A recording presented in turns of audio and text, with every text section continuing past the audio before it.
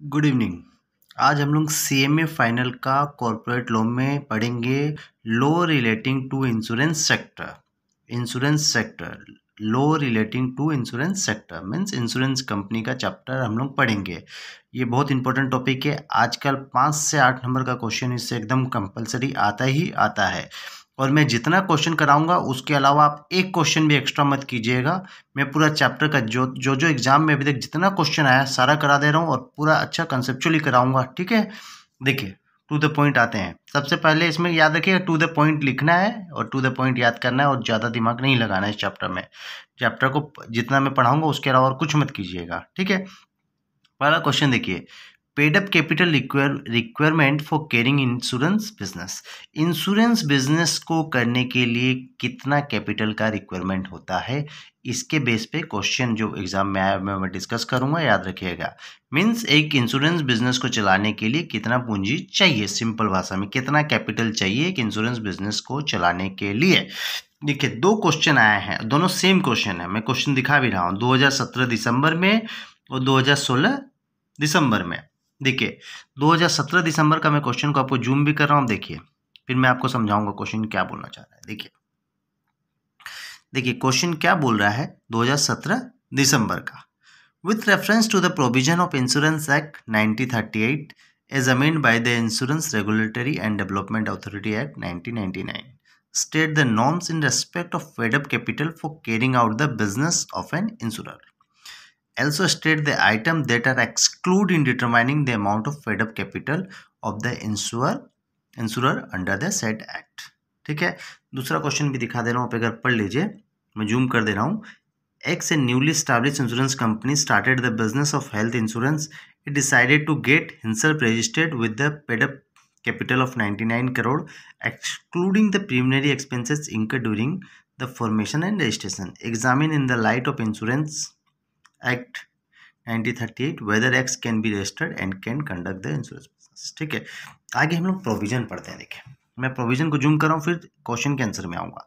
बोलता है paid up capital requirement for carrying insurance business. Insurance business को चलाने के लिए इतना कैपिटल तो मिनिमम चाहिए, यानी इससे कम कैपिटल होगा तो वह कंपनी इंश्योरेंस का बिजनेस नहीं कर सकती है। मीन्स मिनिमम कैपिटल इतना चाहिए ही चाहिए। ठीक है, देखिए पहला क्वेश्चन है क्या है, लाइफ इंश्योरेंस बिजनेस। यदि आपको एलआईसी का बिजनेस करना है या general insurance business, general insurance means insurance vehicles, गाड़ी का व्हीकल्स का इंश्योरेंस करना, बिल्डिंग का इंश्योरेंस करना एटसेट्रा, और लाइफ मतलब जिंदगी, पर्सन, आदमी का इंश्योरेंस करना। तो लाइफ इंश्योरेंस बिजनेस और जनरल इंश्योरेंस बिजनेस को करेंगे तो मिनिमम 100 करोड़ का कैपिटल चाहिए। यदि कंपनी के पास 100 करोड़ का कैपिटल नहीं है तो वह कंपनी लाइफ इंश्योरेंस का बिजनेस नहीं कर सकती है और जनरल इंश्योरेंस का बिजनेस भी नहीं कर सकती है। तो मिनिमम कैपिटल रिक्वायरमेंट 100 करोड़ है। मीन्स यदि किसी कंपनी के पास 100 करोड़ का कैपिटल नहीं है तो वह कोई भी इंश्योरेंस का बिजनेस नहीं कर सकती है, सिंपल भाषा में। अब दूसरा बोलता है हेल्थ इंश्योरेंस एक्सक्लूसिवली। एक्सक्लूसिवली का मैं मीनिंग आपको बाद में बताऊंगा, अब जस्ट यहाँ पर समझिए हेल्थ इंश्योरेंस, 1 मिनट बाद बताऊंगा मैं एक्सक्लूसिव का मीनिंग। हेल्थ इंश्योरेंस, याद रखिए हेल्थ इंश्योरेंस का बिजनेस करने के लिए कितना का कैपिटल चाहिए, 100 करोड़ का। ठीक है, अब नेक्स्ट टर्म में आइए, देखिए नेक्स्ट में बोला है री इंश्योरेंस, एक्सक्लूसिवली है ये भी। री इंश्योरेंस का मतलब क्या होता है, देखिए one insurance company take insurance from another insurance company to reduce risk. यदि एक इंश्योरेंस कंपनी दूसरे इंश्योरेंस कंपनी से इंश्योरेंस कराती है अपना रिस्क को कम करने के लिए तो उसको बोलते हैं री इंश्योरेंस। मीन्स एक इंश्योरेंस कंपनी दूसरे इंश्योरेंस कंपनी से भी इंश्योरेट कर रही है अपने इंश्योरेंस को। एग्जाम्पल में दे रहा हूँ, समझिए री इंश्योरेंस का एग्जाम्पल समझिए। जैसे अमिताभ बच्चन का 100 करोड़ का इंश्योरेंस है एलआईसी के पास। एलआईसी ने क्या किया है, उसमें से 50 करोड़ का इंश्योरेंस जो है री इंश्योर कर दिया है एचडीएफसी इंश्योरेंस के पास और 25 करोड़ किसी और इंश्योरेंस के पास कर दिया है। मतलब समझ में आया, एलआईसी यहाँ पूरा बर्डन नहीं लेना चाहता है 100 करोड़ का, तो वह अपने आप का रिस्क को, अपना रिस्क को रिड्यूस करने के लिए उसको सब इंश्योर कर दिया है दूसरे जगह भी। समझ में आया, एक इंश्योरेंस कंपनी को कोई बड़ा इंश्योरेंस का अमाउंट यदि लगता है, डर लगता है, तो अपना रिस्क को कमाने के लिए उसको सब इंश्योर कर देती है, माने दूसरी जगह भी उसका वो इंश्योरेंस करा लेती है। मतलब एक इंश्योरेंस कंपनी अपना रिस्क को कम करने के लिए दूसरी जगह उसी चीज़ का इंश्योरेंस कराती है, तो उसको बोलते हैं री इंश्योरेंस, मतलब फिर से इंश्योरेंस कराना। मीन्स अमिताभ बच्चन ने LIC के पास इंश्योरेंस कराया और LIC ने अपना रिस्क को कम करने के लिए HDFC इंश्योरेंस के पास करा लिया, बजाज इंश्योरेंस के पास थोड़ा सा करा लिया, तो LIC का यहाँ 100 करोड़ का रिस्क कम हो गया। जैसे 100 करोड़ था LIC के पास, देखिए एग्जाम्पल समझिए, अमिताभ बच्चन का LIC ने 100 करोड़ का इंश्योरेंस किया, LIC ने क्या उसको सब इंश्योर कर दिया HDFC इंश्योरेंस के पास 50 करोड़ का, तो LIC का क्या हो गया, रिस्क 50 करोड़ का कम हो गया। बजाज इंश्योरेंस के पास कर दिया 25 करोड़ का, तो LIC का रिस्क और 25 करोड़ कम हो गया। अल्टीमेटली LIC का रिस्क कितना रहा, सिर्फ 25 करोड़ का। तो एक इंश्योरेंस कंपनी अपना रिस्क को कम करने के लिए उसी पर्सन का किसी और जगह इंश्योर करती है अपने रिस्क को कम करने के लिए, री इंश्योरेंस, मैंने फिर से इंश्योरेंस उसका करती है अपना रिस्क को कमाने के लिए, उसको बोलते हैं री इंश्योरेंस। सिंपल सा कंसेप्ट आप समझ जाइए। अब री इंश्योरेंस का बिजनेस करने के लिए कंपनी को कम से कम कैपिटल कितना का चाहिए, 200 करोड़ का। यदि कंपनी के पास 200 करोड़ का कैपिटल नहीं है तो वह री इंश्योरेंस का बिजनेस नहीं कर सकती है। और एक कंडीशन है एंड, मतलब री इंश्योरेंस का बिजनेस करने के लिए 2 कंडीशन चाहिए।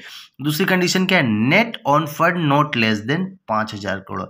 कंपनी का net owned fund capital plus reserve 5000 crore से कम नहीं होना चाहिए। मतलब री इंश्योरेंस का बिजनेस करने के लिए 2 कंडीशन है, कैपिटल 200 करोड़ और नेट ऑन फंड 5000 करोड़ होना चाहिए कम से कम। अब देखिए 2 जगह हम लोगों ने पढ़ा था एक्सक्लूसिवली, हेल्थ इंश्योरेंस में और री इंश्योरेंस में। एक्सक्लूसिवली या एक्सक्लूशन का मीनिंग क्या होता है, देखिए means preliminary expenses incurred in the formation and registration of insurance business is not included।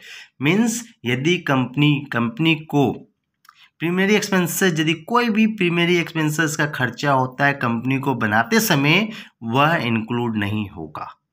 समझ में आया? प्रीमियरी एक्सपेंसेस मीन्स क्या, कंपनी को बनाने का, इनकॉर्पोरेशन करने का खर्चा। जैसे ROC, कंपनी जब इनकॉर्पोरेट हुई तो ROC में रजिस्ट्रेशन कराना पड़ा। अब उस रजिस्ट्रेशन के लिए ROC को कुछ खर्चा देना पड़ा, रजिस्टर्ड ऑफ कंपनी का कुछ फीस लगा, तो वह फीस को बोलते हैं प्रीमियरी एक्सपेंसेस, वह फीस इंक्लूड नहीं होगा।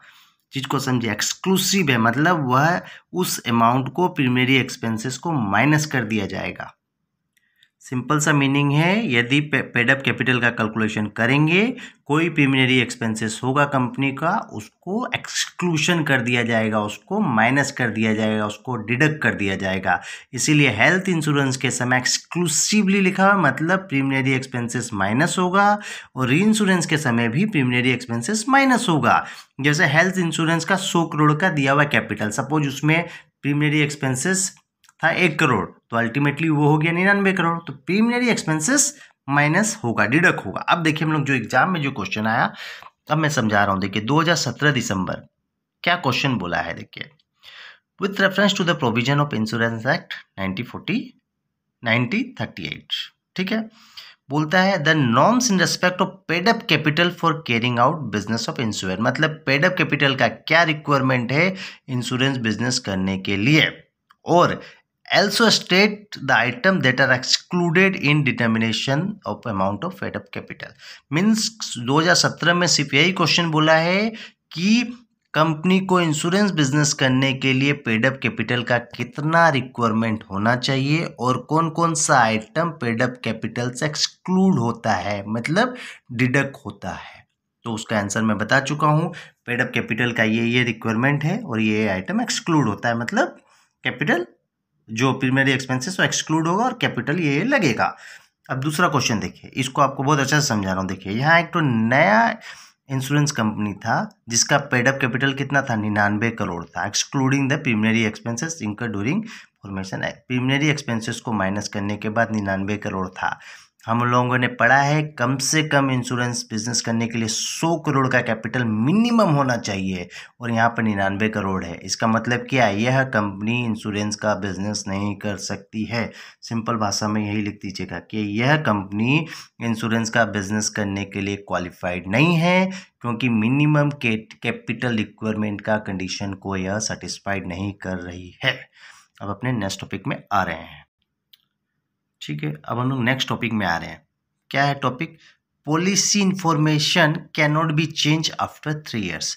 मीन्स पॉलिसी में जो जो इन्फॉर्मेशन दिया हुआ है, जब मैंने एक पॉलिसी ली थी कुछ इन्फॉर्मेशन दिया था, मेरे को ये हेल्थ प्रॉब्लम है, मेरा ये नाम है, मेरा एड्रेस है, मेरा एज है, एट्सेट्रा।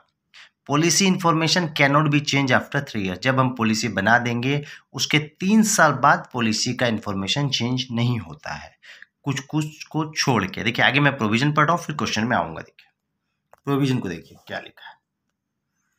प्रोविजन में बोला है policy information can not be change after 3 years। Section 45 क्या बोलता है? The information given by policy holder in the policy can be change within 3 years from the date of issue of policy if such information is incorrect और false information. यदि policy holder ने कोई information दी है policy में, वह incorrect है या false statement है, मतलब गलत है, उसको पॉलिसी होल्डर जब से पॉलिसी इशू हुआ है वहाँ से 3 साल के अंदर पॉलिसी होल्डर उस इन्फॉर्मेशन को चेंज करा सकता है। सिंपल सा वास्ता ये है, पॉलिसी होल्डर को इन्फॉर्मेशन दिया है पॉलिसी बनाते समय, उसमें से कुछ गलत चला गया है तो उसको पॉलिसी होल्डर चेंज करा सकता है विद इन 3 years, 3 साल तक। फिर लिखता है the policy holder should give reason of false statement. Policy holder को बताना पड़ेगा क्यों गलती से वो चीज गया, रीजन देना पड़ेगा। फिर however this provision is not applicable when the false statement और incorrect statement belonging to age proof of policy holder और nominee that can be change at any time with sufficient proof. यदि कोई false information policy holder का age से related है या nominee का age से रिलेटेड है, वह कभी भी चेंज हो सकता है। उसके लिए 3 साल का कोई कंडीशन नहीं है।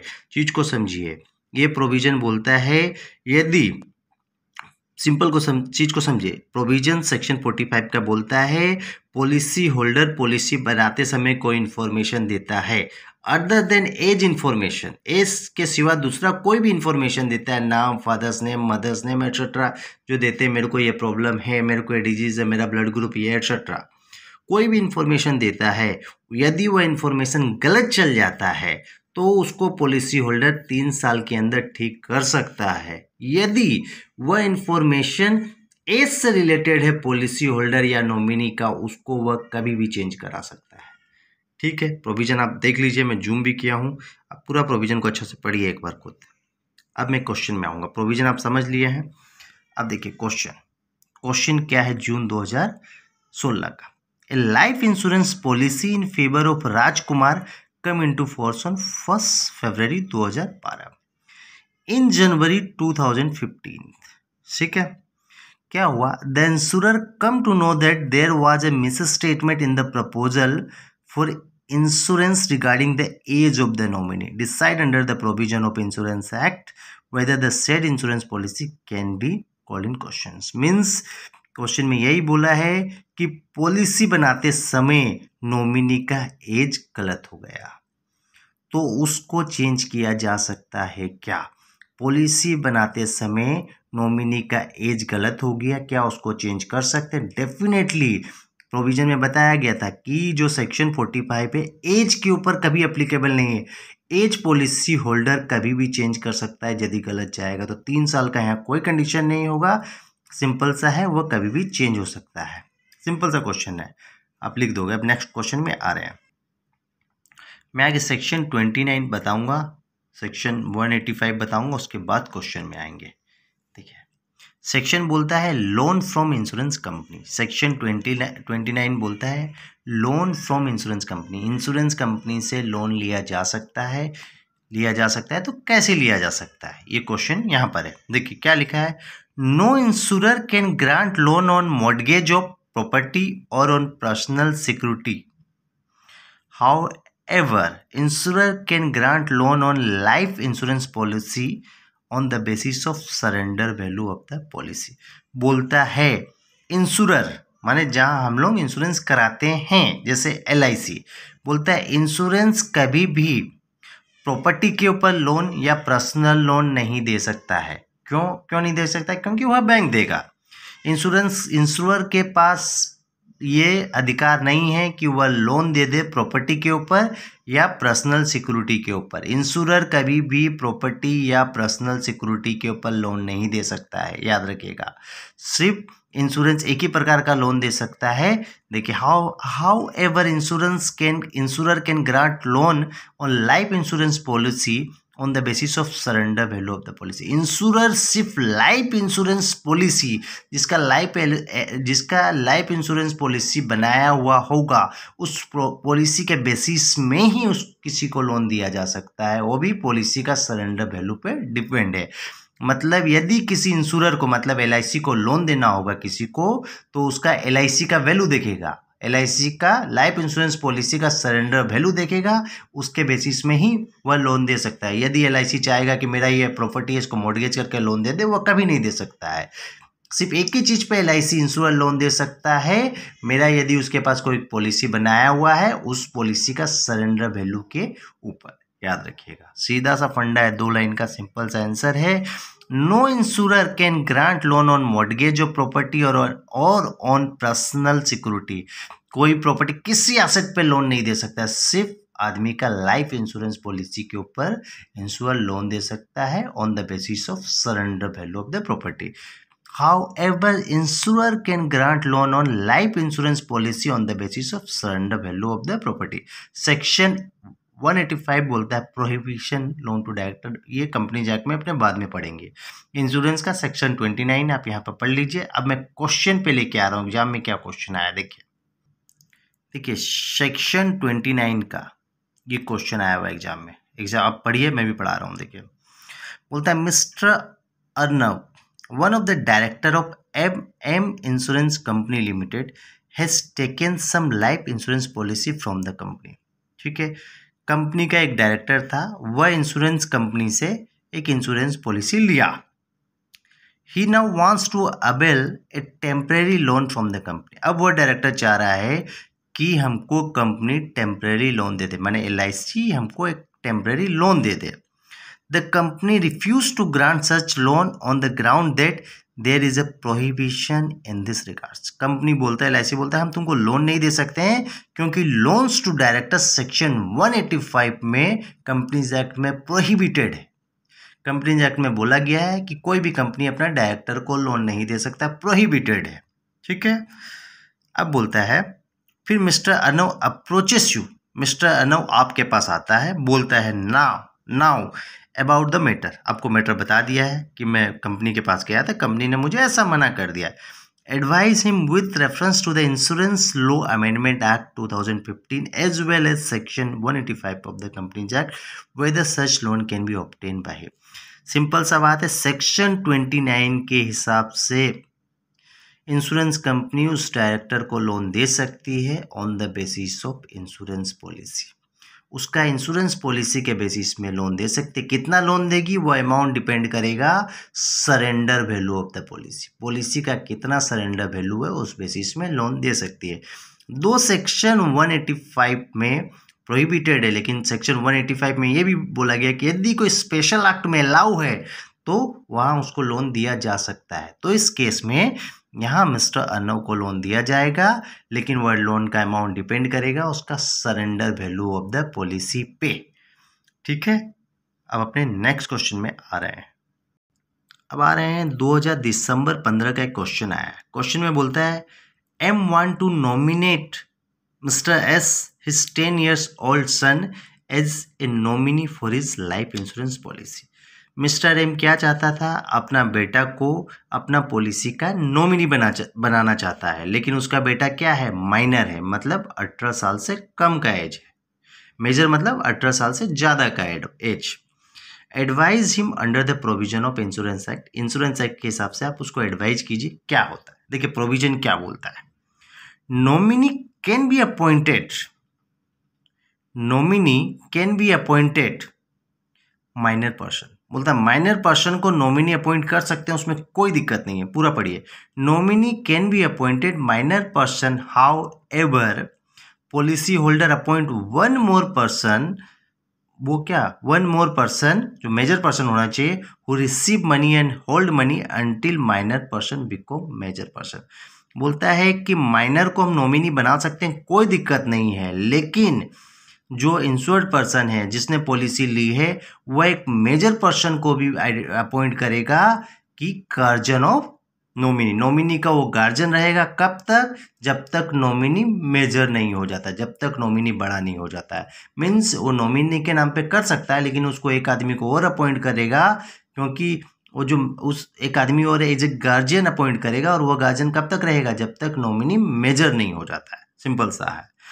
तो आगे पढ़िए। Nominee means a person who receive insurance money at the date of insurance person. Nominee मतलब वही होता है जो इंश्योरेंस का पैसा लेता है यदि किसी जो इंश्योर्ड आदमी का डेथ हो जाता है तो। ठीक है। So minor can be appointed as nominee after satisfied some condition. बन सकता है माइनर, कोई दिक्कत नहीं है, लेकिन उसके लिए एक मेजर को उसका गार्जियन अपॉइंट करना पड़ेगा या कंडीशन को सेटिस्फाइड करना पड़ेगा इंश्योर्ड पर्सन को, तब वह माइनर को नॉमिनी बना सकता है, कोई दिक्कत नहीं है। अब नेक्स्ट क्वेश्चन में आते हैं। देखिए क्वेश्चन में जूम कर रहा हूँ, आप पढ़िए फिर मैं समझाऊंगा आपको। देखिए नेक्स्ट प्रोविजन आगे मैं पढ़ा रहा हूँ, फिर क्वेश्चन पे आऊँगा। प्रोविजन बोलता है डिपॉजिट मेंटेनेंस। इंश्योरेंस कंपनी को कितना का डिपॉजिट मेंटेन करना पड़ता है, ठीक है, वो डिपॉजिट का रूल्स है, माने आरबीआई के पास हमको इतना पैसा जमा करना पड़ेगा, सीधा सा बात है। डिपॉजिट मेंटेनेंस मीन्स वह माने इंश्योरेंस कंपनी जब इंश्योरेंस का बिजनेस करती है तो उसको आरबीआई के पास कुछ पैसा जमा करना पड़ता है as a security, public security के लिए। तो वह कितना पैसा जमा करना पड़ेगा आरबीआई को, यह प्रोविजन है। ठीक है, प्रोविजन में जूम कर रहा हूँ, आप देखिए अच्छा से देखिए।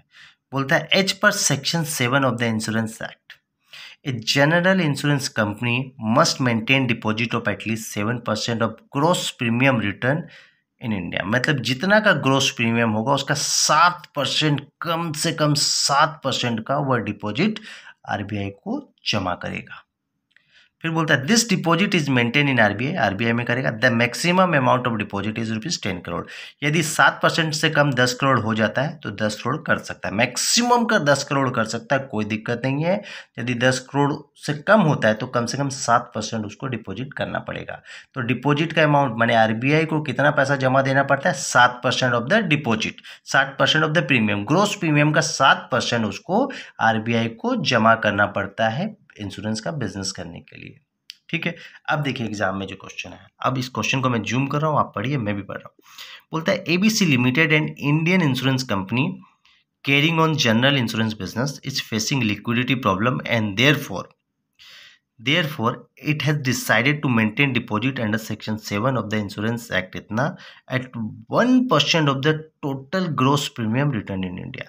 कंपनी यहाँ कितना परसेंट का डिपॉजिट मेंटेन कर रहा है? 1% का, लेकिन इंश्योरेंस एक्ट के हिसाब से कितना करना चाहिए? कम से कम 7% उसको डिपॉजिट करना चाहिए था। आगे पढ़ते हैं।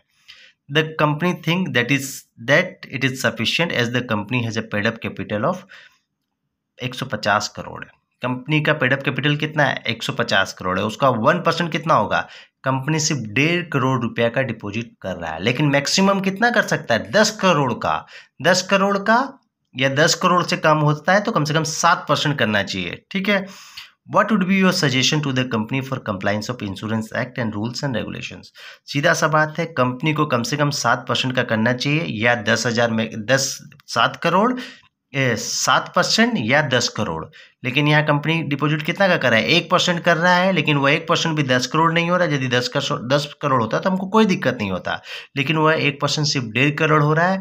तो कंपनी यहाँ डिपॉजिट का रूल्स फॉलो नहीं कर रहा है, इसलिए कंपनी को यहाँ फाइन देना पड़ेगा और आरबीआई उससे इंश्योरेंस का लाइसेंस माने कैंसिल कर देगा उस कंपनी का, याद रखिएगा। तो deposit must be maintain, otherwise RBI cancel the licence of insurance.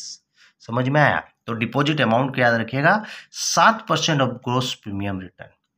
जितना ग्रोस प्रीमियम है उसका 7% या 10 करोड़ करेगा तो भी चल जाएगा। ठीक है, नेक्स्ट टॉपिक में आ रहे हैं।